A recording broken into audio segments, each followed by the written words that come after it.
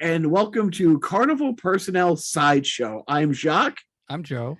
And Joe, we conned a real grown-up into doing the show today. We don't want to use the word con in this context. No, maybe not, but we better make it quick before they realize, like, who I am and guilt by association you, and drop off. But Kaylee, why don't you give a quick introduction to yourself and what we're going to chat about today?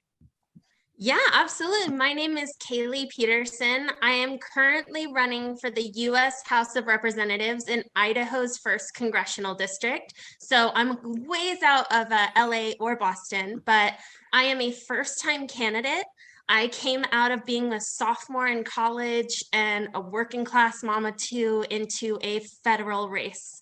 So it is my first campaign, but I think it technically makes me a politician. So it definitely does. I guess the most obvious question is why? I think for the same reasons it sounds like you started this podcast, because in 2016, I had been out of the political scene for almost a decade, and all of a sudden I realized we can't sit back anymore. We can't just hope that things are going to get better. And so at the time I was pregnant, I had to wait a couple years for the pregnancy to become a child that could live outside of myself. But once my son was old enough, I went back to school. But then Idaho is unique. I mean, we've had a Republican supermajority for 2 decades. And when I found out that we had hundreds of races going unopposed in the state, so that people in Idaho didn't even have a choice between 2 people, I decided that the whole reason I was going to school was to make a difference. And now is the time. So I decided to run this year. Yes, it's very admirable for you to be running for Congress as a Democrat, we should mention, and in a highly Republican state. And I did a quick briefing for myself as to the demographic of Idaho, and yeah, that's quite an uphill climb you have there. And just the history, the population, it's mostly Republican. It's about 2 million people, give or take. Just under. I know my district is around 955,000 people. I think we're at like right around 1.8 million. We were under the cutoff in this last census to add a 3rd representative, but barely just under the cutoff. So it's 2 of us representing almost 2 million. Right. And I was actually, you're right. I was shocked to see how many districts there were in Idaho, because it's much larger than Massachusetts land mass wise. So I'm like, okay, let's see how many districts. We got the 1. And we have the 2, and it's been like that since, I think, forever. It's basically Western and Northern Idaho is District 1, 1st district, and the 2nd district is Eastern Idaho, which is mostly it contains most of Boise. Am I correct? Yeah, that's an interesting fact that I did not realize until I was running. I live in Ada County. I live in West Ada County, which is where Boise is, but Boise is in East Ada County. They have split Ada County in 2. So our only inner city really in the state now belongs to the 2nd Congressional District, which is one of the most Republican rural areas that we have. Whereas West Ada, which is more Republican, goes off into my 1st district. And is that one of those gerrymandering things where they purposely did that just to kind of do away with the city vote? It's hard because Idaho is actually one of the few places that has a bipartisan redistricting committee. But I don't know exactly when Ada was redistricted and if we already had the bipartisan committee at that time. It is an interesting cut. I mean, it could be population wise. Boise is one of our only really heavy population centers. So they might have needed to put it into Eastern Idaho, but it's a lot easier to just say it was gerrymandered and be really frustrated with the other side. It's I doing a little research, very little. Yeah, so I see it's 1.8 million people, but Idaho has grown by 17.3% since the last census. What do you think that's attributed to? Because that's a pretty big jump. Oh, it's huge. And I think what it started as is we had this reputation for being one, the state is gorgeous. You can live in the inner city and walk up into the foothills, and you can have streams, rock climbing, trails to go cycling on. I mean, you can drive up into the mountains for a night and go camping in some of the most scenic, idyllic places you can imagine. And at the time when our population spiked, our houses were incredibly affordable. You could go from California and then come in and buy a house for $200,000 in a gorgeous area. That is no longer the case, but our population, I think, still continues to rise because it's been seen as kind of the new place to get out of some of the inner cities, where especially people on the right have been frustrated with some of the more liberal policies, and they tend to come here. Oh, okay. So it's not one of those things where I had a friend of a friend who ran for Congress in Georgia. And this is the last election cycle. And what was interesting talking to her is I forget exactly what Georgia had done, what Kemp had done, the governor, but there was people talking about, hey, Marvel should be boycotted. And she was saying, no. I understand why people think that, but all those jobs are the people who have just moved here, who you want to move here. They're Democrats, they're liberal, they're in the arts, they're in entertainment, they're in the LGBT community. It's like, so boycotting the biggest growing industry in the state would hurt the people that you would want to help the most. But Idaho, it sounds like, we have our other podcast co-host Biff, we have a mutual friend who was one of those behind the orange curtain, Orange County guys who brought his family to Utah to get away from California because of all the horrible liberal things like good school systems.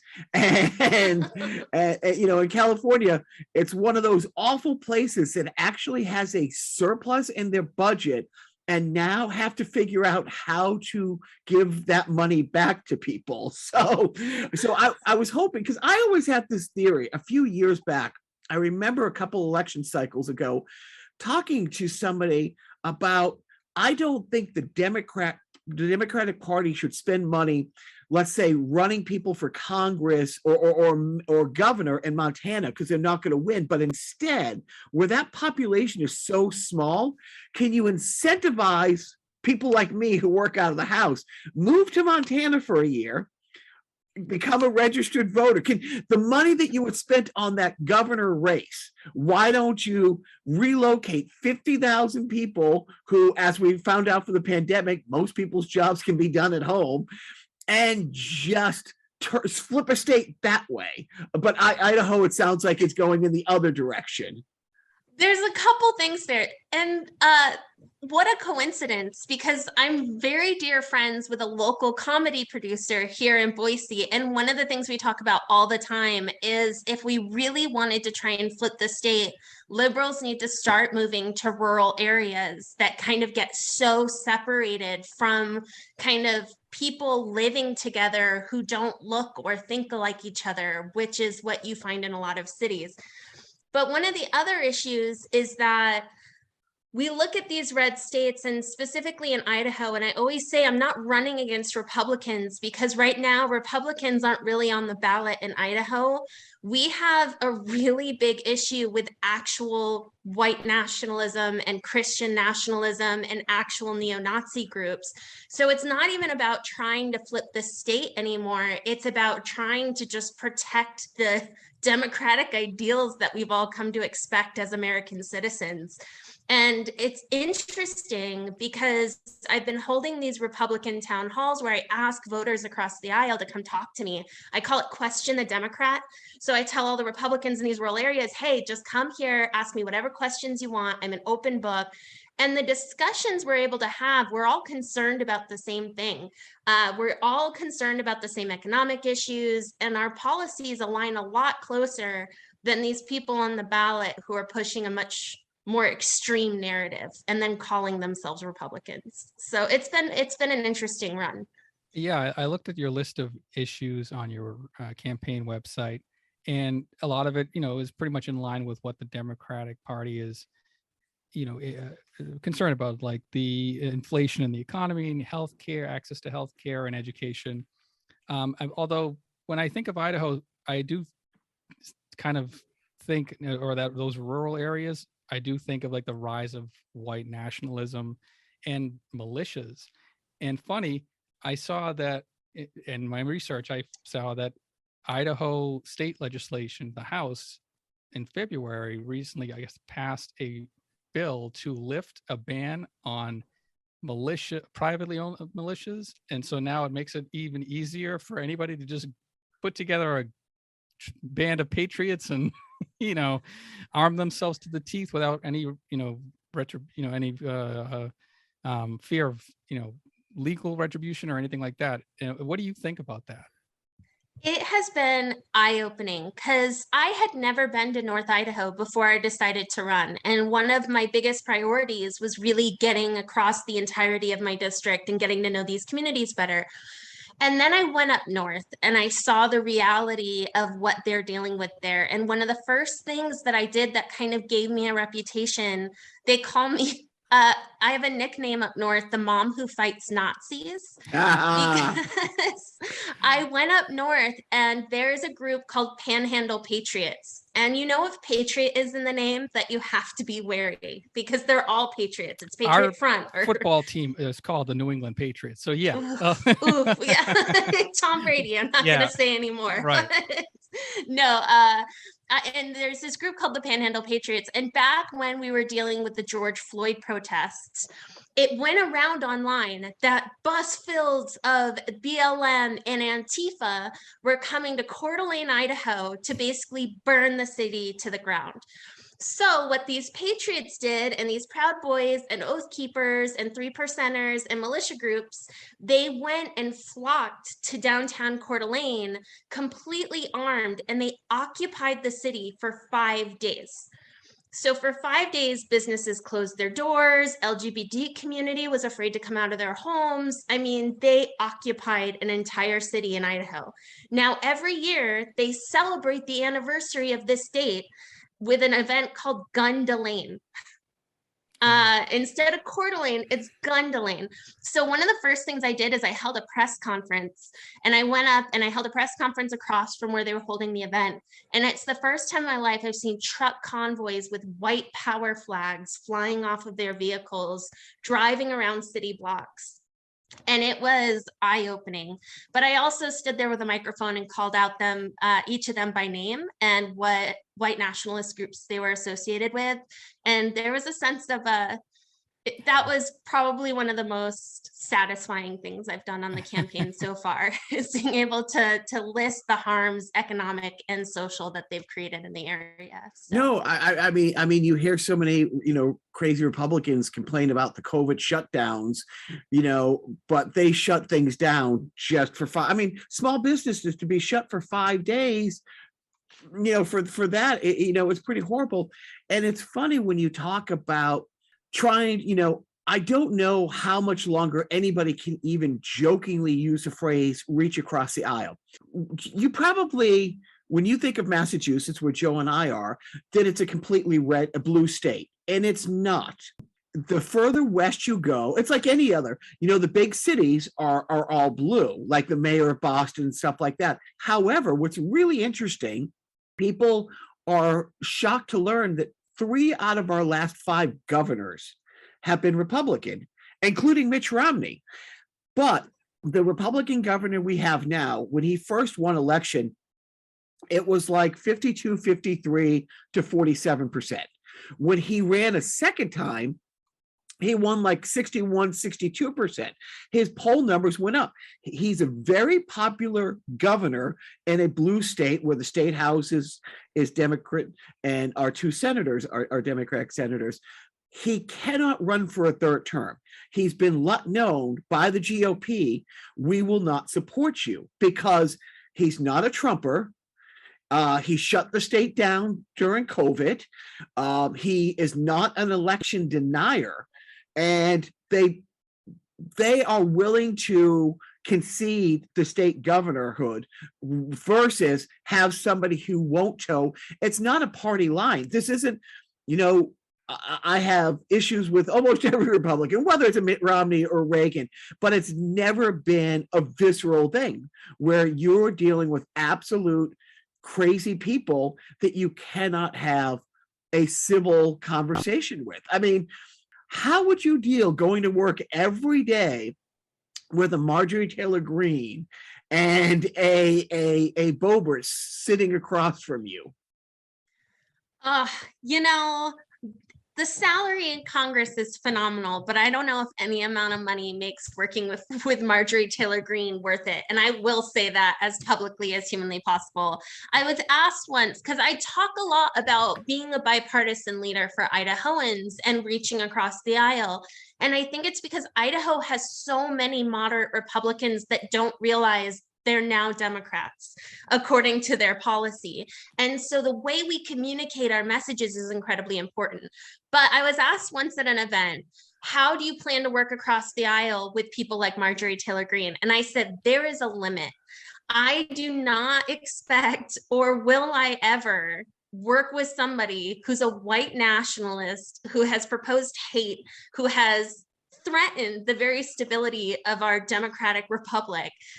Those people don't deserve bipartisan efforts. They don't deserve the professionalism that other people who are in office truly trying to represent the people in their country, the people in their districts. So I do not expect to be working with Marjorie Taylor Greene. Hopefully, eventually she'll be censured and held accountable for her conduct while in office. But all we can do is really look for the other people who are trying to do the good work in office, who are trying to get legislation through that actually addresses the issues that Americans are facing. Like, I don't know, insulin price caps. I thought that was pretty important for Americans, especially insulin was patented in 1923. So capitalism in America has had 100 years to come up with an affordable solution, and it just continues to get more unaffordable. So that's where the federal government needs to step in to save lives. You know, the person who invented insulin, Jewish person, by the way. So, hey, all you white nationalists. Anyways, secondly, do you know how much they sold the patent for? Wasn't it? It was really low. $1. Was it $1? Oh, and because they wanted the world to have insulin. And this is the problem that you face. And I wish I had more optimism, but when you look at the votes just in the past month, I don't know if the vote was 0 or 2 of Republicans who voted to cap insulin at $35. It's the same thing. You have, I want to say, you have 16 Republican House people right now, all of which who voted against emergency funding from Florida. And I saw that you had this on one of your ads online. All these Republicans taking credit for the stuff they voted against. Like you said, you're tired of seeing people show up at ribbon cutting ceremonies for, oh, we got this funding for X, Y, and Z for Idaho. Isn't that great? And it's like, jackwagon, you specifically not only voted against it, here's your speech on the floor saying how it was going to make the time-space continuum collapse on itself if this bill passes. And now you're taking the victory parade. The ad that I love that you had, it's you standing there in front of a podium. Flusher, am I pronouncing Russ Flusher's name correctly? Fulcher. It's Fulcher. Fulcher. I thought was brilliant. You started debating potato. So yes.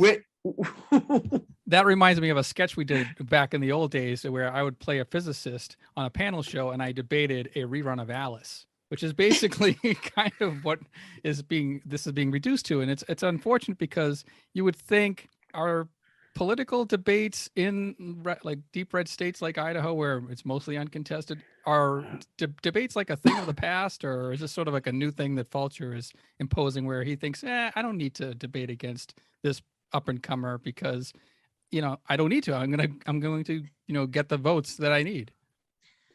He's trying to play it off that way. I am really excited because he finally came out and addressed me about the debate issue. And he said, I refuse to campaign for my opposition She wants attention and she wants to use the debates to get more attention, and I refuse to help her. And it's been fantastic because none of the Republicans in the state, whether they have experienced opponents or not, none of them are debating.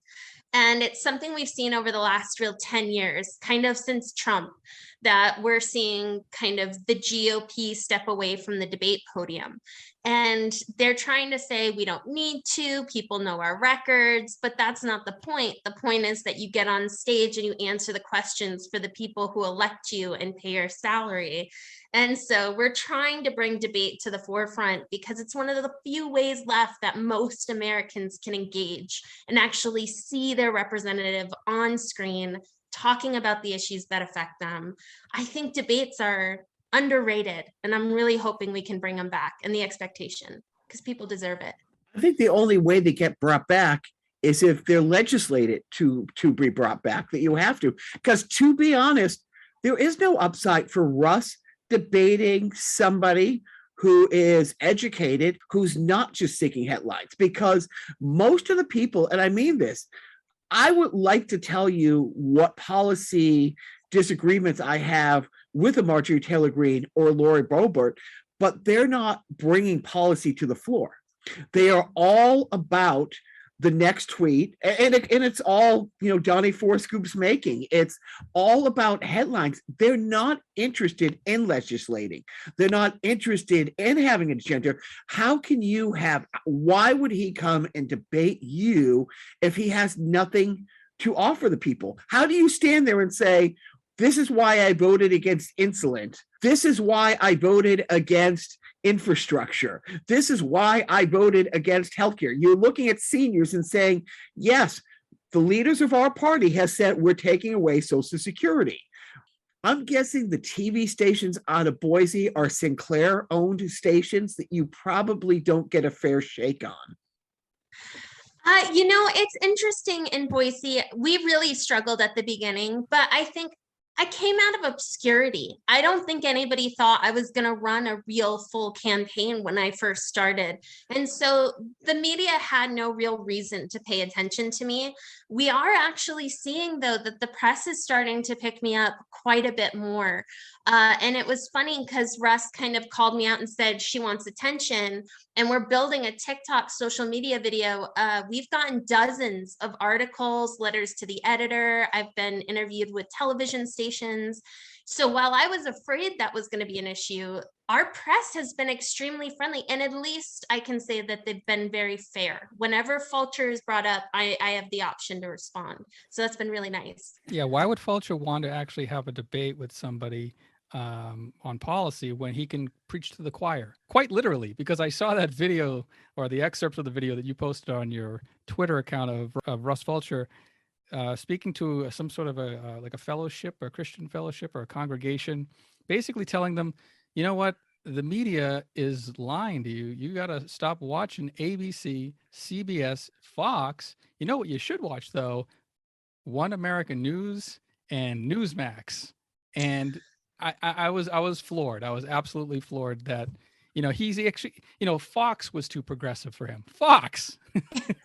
So, I mean, this is a real piece of work that you're running up against. But I mean, again, I don't know how many Idahoans think the way he does, or attend the same types of churches that he does, or pretends to attend. I don't know. I just, I don't know how deep that sentiment runs in the populace of Idaho. It's interesting because I really thought I was more outnumbered than I was, because in Idaho specifically, the people we hear from, the people that are making the most noise, tend to be the Christian nationalist, extreme right kind of MAGA crowd. But then as I've campaigned, I'm realizing far more of us are just regular people who disagree on whether or not there should be fracking, or whether or not, we should give tax breaks to corporations to incentivize economic strength. That's the majority of the people that I'm meeting. And it gives me a lot of hope. That and our poll numbers. And it's different. I will say North Idaho has a lot further to go than the south of the first district. But there are more of us than I think Idahoans realized. We just went door knocking in this little area in this very red district, and we're door knocking, and every single person was afraid to put out a yard sign. They were like, nope, I can't. I don't want to put a target on my back. But then by the time we were finished with the neighborhood, we realized all but 2 of these houses were registered Democrats. So there are so many of us that are just afraid to come out and talk about our opinion, to go public, because we're getting literal death threats. People show up at the polls with a gun, and then it turns out that the oversight committee is infiltrated by the same militia as the guy at the polls. There's real intimidation issues.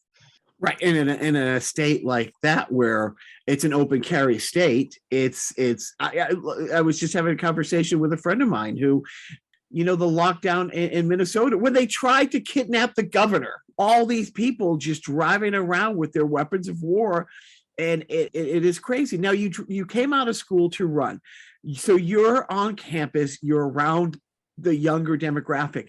Is there hope? Is the college campuses, little recruitments for like Hitler Youth, or are the college campuses in Boise places where you can have discussion and debate and ideas outside of the OAN bubbles that people find themselves in?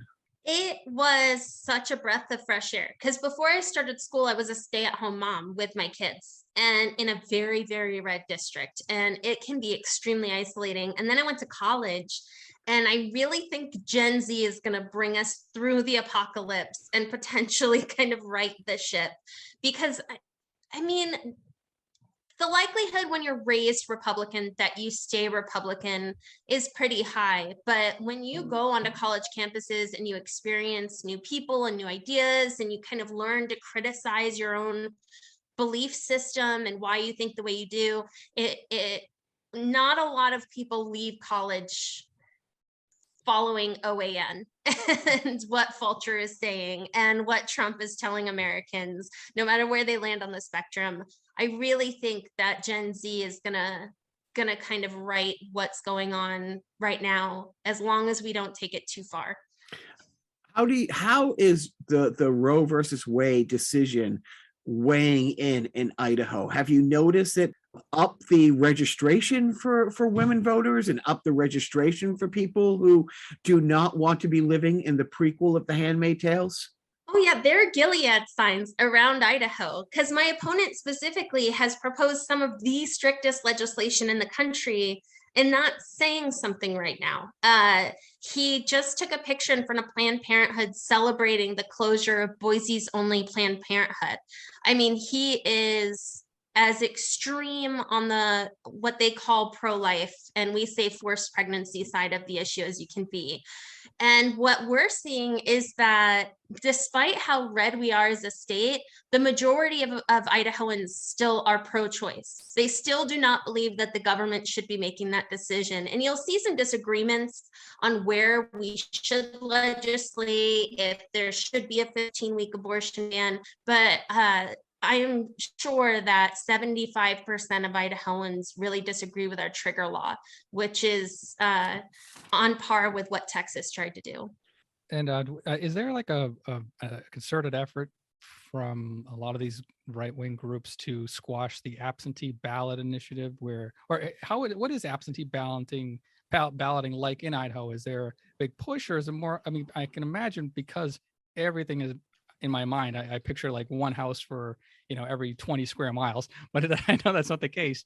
But I would imagine that absentee balloting or mail-in balloting would be like a godsend for a lot of voters, so that they don't have to wait in a long line at the one polling place within the 10-mile radius on election day for the one day that they get to vote. I guess my question is, do you think are the laws there like a little bit more constricted to have that kind of voting than say other states?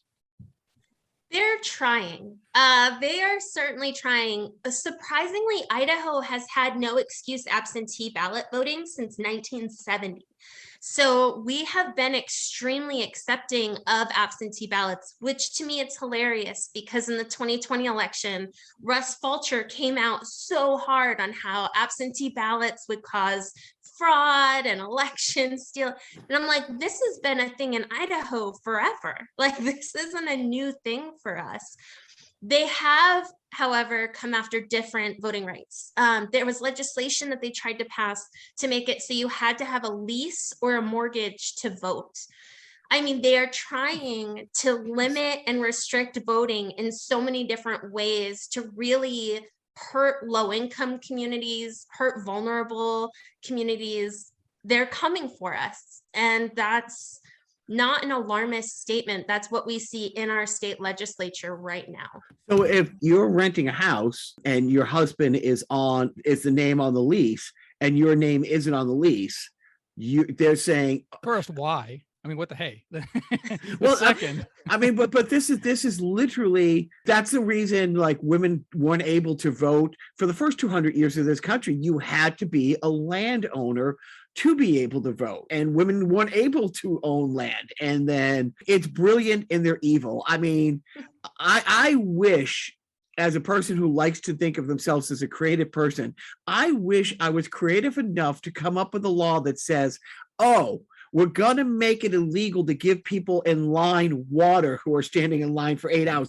What kind of, honestly, Stephen King twisted mind comes up with something like that? But in Idaho, it's not twisted. They said, oh, let's see what the laws were 200 years ago, and let's find that way to keep people from being able to vote. Everything that happened in 2020 that they tried to pull off, state by state by state, they're making legal. Oh, it gets even worse because, Joe, the church that you mentioned, Candlelight Fellowship, that I have a video of Russ Fulcher giving one of the most upsetting sermons I have ever listened to. That was not a fun night, by the way, of research for me. It's an hour long. That church is home to some of these neo-Nazi affiliated political leaders in the area. It is home to the Panhandle Patriots, and it is also a polling location. So now everyone who lives in Coeur d'Alene in that district has to go to a church that has threatened lives, that has threatened people, the LGBTQIA community. That is where they need to go to vote.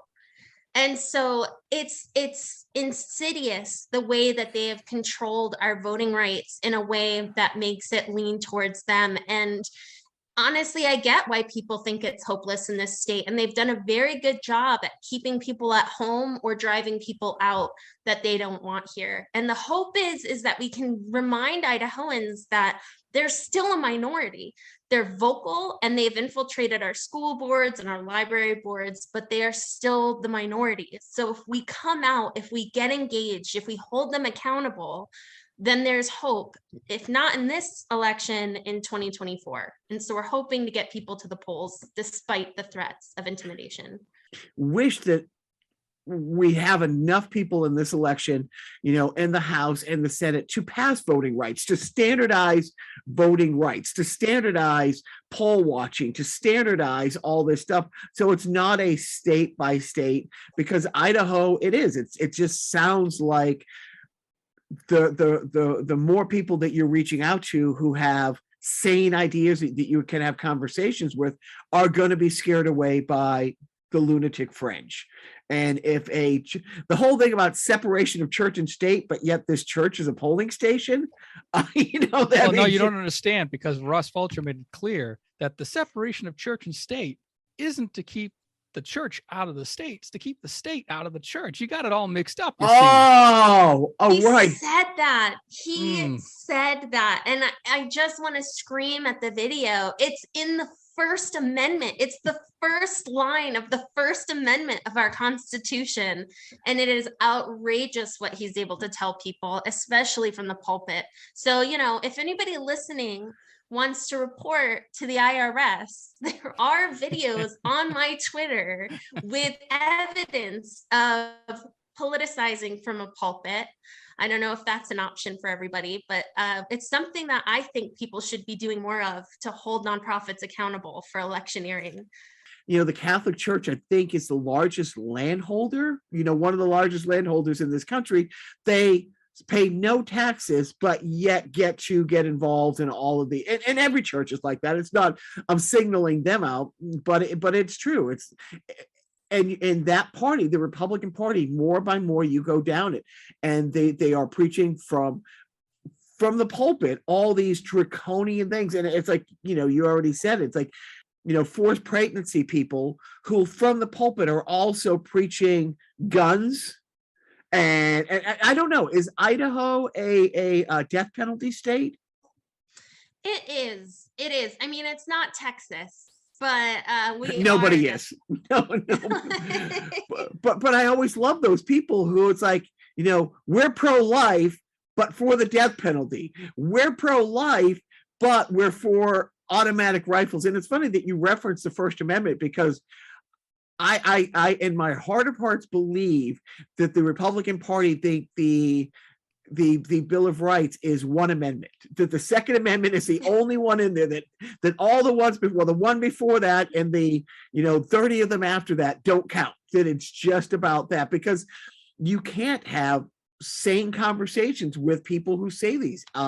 So you're a mom of two. When you look at your children, how are the schools here? Are you afraid, or is there concern about what's not being taught in school, and what the books that your children can't have, and how the history, you're not legally allowed in some states to teach history because you can't use words like slave anymore. You can't use words like, well, I guess that's the big one, but all the books out there that are being pulled, and it seems like Idaho is almost ground zero for good old-fashioned book burnings. Oh, absolutely. We are, I believe it's 51st in the country for per pupil spending, which means we're actually behind Puerto Rico, I believe, for how much we spend on students. And it's incredibly frustrating because our governor has been touting this huge $1 billion surplus that our state has. But it actually took a nonprofit here, Reclaim Idaho, to create a ballot initiative to get over 100,000 signatures from every district in our state to get a $400 million investment into our public schools. We have teachers who are fleeing the state because they make, I think, $30,000 a year. They make nothing. And then during COVID, I know my daughter's teacher lost her fiance to COVID and then had to continue working because they were so short-staffed that they didn't know what to do. So our school systems, we're putting this huge burden on these teachers who make nothing, who have to work 2 jobs to survive. And then we're taking away any possible curriculum or joy that they could be putting into these classrooms by getting creative and talking about socio-emotional learning. And it is really, really worrying that not only are we going to have students who need education to have any sense of stability in their lives, but also what are we going to do without qualified teachers? I mean, Florida just made it so that anybody could come in off the streets. Basically, they got rid of the qualifications for teachers to try and fill those job positions. And I think Idaho is going to come in quickly for that. Well, that's the thing. As soon as one state does something like, Florida, the governor of Florida, Abbott and DeSantis are kind of mad at each other because Abbott wanted to fly people to the other states. And DeSantis is getting all that credit for sending the people from Texas to Florida to Martha's Vineyard. No, in Florida, it's exactly what you're saying. 2 things. Basically, you can take a 6-week crash course and be a teacher. You don't have to have a bachelor's degree. You don't have to have an associate's degree. You can come in, take a 6-week course, boom, you're a teacher. Or you can have that waived if you've had military service. So military service of any kind qualifies you. And I heard a great principal of an elementary school, I think it was in Fort Lauderdale, and she was talking that this woman came in who is very sweet and really is doing it because she wants to help. She's been a waitress her whole life, no background in it, took the 6-week course, really is doing it because she wants to fill this need. but came to the principal's office, closed the door, and said, "What is phonics?" And the principal said, "I wish she was the only one." And the principal was being very nice. She's like, she wants to do this. She wants to be good at it. She wants to get better. We have such a need. I can't say, no, you can't be a second grade teacher if I have to tell you what phonics is. But again, it gets down to the last guy who was in office is a day trader. It's all about, I'm buying this house today at 9 a.m. and I'm going to flip it by 3 p.m. It's day trading versus, oh, we give out all these, I think it's like the M1N1 visas to fill the higher tech jobs because we're not cranking out enough educated people to do this. And if Idaho has a teacher shortage, and it's going to look, why would you come out of college and teach for $30,000? And why would you come out of college and teach for $30,000, even if you wanted to, if you're told you can't teach this, you can't teach it, you can't say gay, you can't do this. Where are the Idaho kids? Where are your kids going to be in 20 years education wise? Or you say you have a 2-year-old in 16 years when they're applying to college and they're competing against people from states that spent money on education. 51st, that's stunning. It is incredibly frustrating because not only do we not have the money to invest in these schools, Reclaim Idaho created this ballot initiative. The state tried to actually take ballot initiatives away from us after we got Medicaid expansion with initiatives. And the Supreme Court was like, well, that's actually unconstitutional. So we got to keep ballot initiatives. So Reclaim Idaho passed this incredible education investment, which was closing some of the tax loopholes that the top tax bracket had. Because in Idaho, if anything, if you're in that top tax bracket, you're taxed nothing. There's no real accountability for you. So they tried to close that hole to invest in education. When it was obvious that this was going to pass, the state legislature got together and created a new bill that invested $400 million in education, but it was a flat tax across everyone instead of the top tax bracket. And it comes into effect the day after our ballot initiative would have. So it completely nullified the ballot initiative that the people had done. So that's the level that we are dealing with in Idaho. Not only do we not have childcare, not only do we not have preschool, one of the things that made me run is I was watching the state legislature debate on a $6 million investment into preschool in Idaho. And I kid you not, a representative from Riggins got up and said anything that would persuade the woman to leave her family and leave the home is not something we need for Idaho. And they turned down that $6 million in funding. So let me guess. The person who said that was not a woman. No, shocking. Wow, wow. But I'm guessing that person was probably Asian or Black. Oh, nope. Wait, shockingly not. No. Wow. A white, but he was probably 23, 24, a younger person. No, weirdly enough, he was not. He was a older, middle-aged white man from a rural area. Probably doesn't have a penny to his name though. Probably just making probably just scraping by paycheck. We're working. I mean, because Joe and I are middle class, middle-aged white guys. I so want to wear a shirt that just says I'm not that kind of middle-aged white. But no, the whole fact that all these decisions and the draconian things that people are flat out saying, it's scary. So how can people help? Do you have people phone banking for you? Can people from other states? Because that's what I've done in the last couple of election cycles, whether it's been somebody in Georgia, candidate in Texas, I've chopped out a couple hours here and there the weeks leading up to the election and phone bank. Do you have ways that people can reach out and phone bank for you? Tell us how we can evolve. Oh, absolutely. Well, I mean, I'm a politician, so first things first, money always helps. Like Russ Fulcher has hundreds of thousands of dollars that he gets from his Freedom PAC because he's in the Freedom Caucus with Marjorie Taylor Greene and Lauren Boebert. He gets a ton of money from that group. Money helps. $5, $10, because it helps pay for mailers. It helps pay for my ability to get across the state. That's why politicians are always asking for money.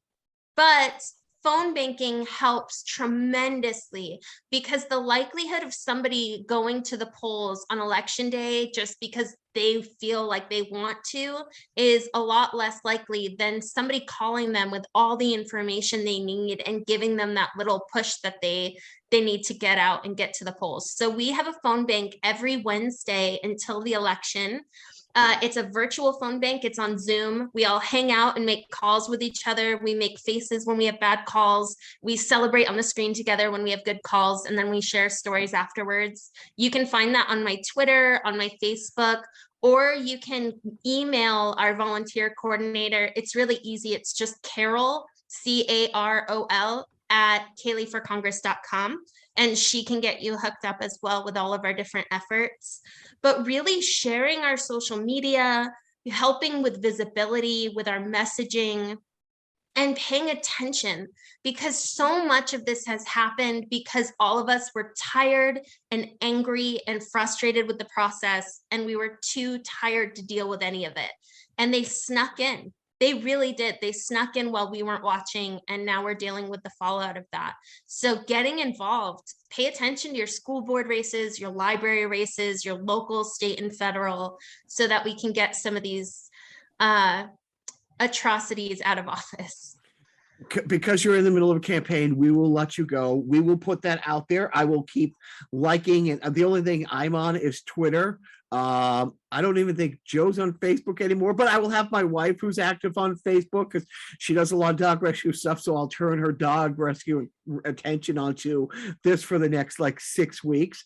Joe, you got any other statements, questions, thoughts? I just want to plug Kaylee's social media from memory. I believe it's Kaylee, Kaylee 4 Congress on, I guess, is that all social media platforms? Yeah, on Twitter, they wouldn't let me use that many letters. So it is Kaylee, 4 Congress. Mm-hmm. Everything else, my emails, my websites, my Facebook, my TikTok is spelled out FOR. But there are no other Kaylees running for Congress. So if you Google me, all of it comes up pretty easily, just Kaylee. Great. I truly cannot say, thank you enough. I will, and I work out of the house, and so I will try to phone bank on Wednesdays for you. It was a pretty interesting experience, when I've done it in the past. And like you said, it's about this election cycle. And I want to say the next one, I just don't know if this is the last election cycle we have. I hate to think about that. We have to think that every election cycle is the last election cycle, or could be the last election. But this is the one they're flat out saying it is. This is the one they're like, yeah, if once we're, I mean, the fact that Clarence Thomas hasn't recused himself for a court case that's coming in front of him that his wife is a defendant in, the rules don't apply anymore. So hopefully we can, because I've driven through Idaho and stopped off in Boise a number of times. I used to have a friend who lived in Montana, and I went back and forth. I don't know if mine or Joe's trip, if we went through Idaho we drove across country, many years ago. And it's a beautiful state. I think what I know most about Boise is the football team plays on a field that's blue. Any sports person, like, that's the first thing that they think of. Oh, that's the college team. The field is blue. And I think you're right. I hope you're right that the loud minority is the one calling the shots. But having been in school recently and stuff, that you think there's, even with people flocking there to get away from California, which is just insane, that there's hope for us. So that's great. I would just ask everyone to vote like their life depends on it, because whether or not this is our last election or not, we need to vote like it is, because if we don't come out, it might be the last time certain people are eligible to vote. It might be the last time that women have fundamental rights and autonomy in this country. There are several ways of life that we have become accustomed to that will go away if we do not show up on November 8th. And a lot of people get upset with the parties. I know a lot of people go Democrats and Republicans. They're both horrible. But being a first-time candidate, I will say they're all just people. We are all just individuals. And so I implore people to get involved and to look into each race carefully, because there are some really amazing people that want to fight for your freedoms. All but Ted Cruz. I think we can all agree that maybe Ted Cruz is an exception to the rule. But no, wait. If Idaho had a power outage, would you go to Mexico? I think that was the first question I want. Would you run to? Yeah, exactly. Kaylee, seriously, I don't have my passport. I'm staying in Idaho. No. All right. Well, yeah. Honestly, your story is amazing. Thank you so much for doing this. We will reach out to our friends and say, chip in when you can. If you can phone bank, please do. Email Carol and see if there's other ways you can help. You're awesome. You are a superhero without a cape, and we thank you for coming on. And keep fighting Nazis. Yeah. And he's being serious. Yes. That's not hyperbole. Thank you for fighting Nazis. But literal Nazis. Yeah, it's unbelievable. It's like we're in an Indiana Jones movie all of a sudden, where there's Nazis all around us and we have to get rid of them. So I just need the Ark. If anyone can find it, we'll be fine. Thank you, gentlemen, so much. Have an amazing night.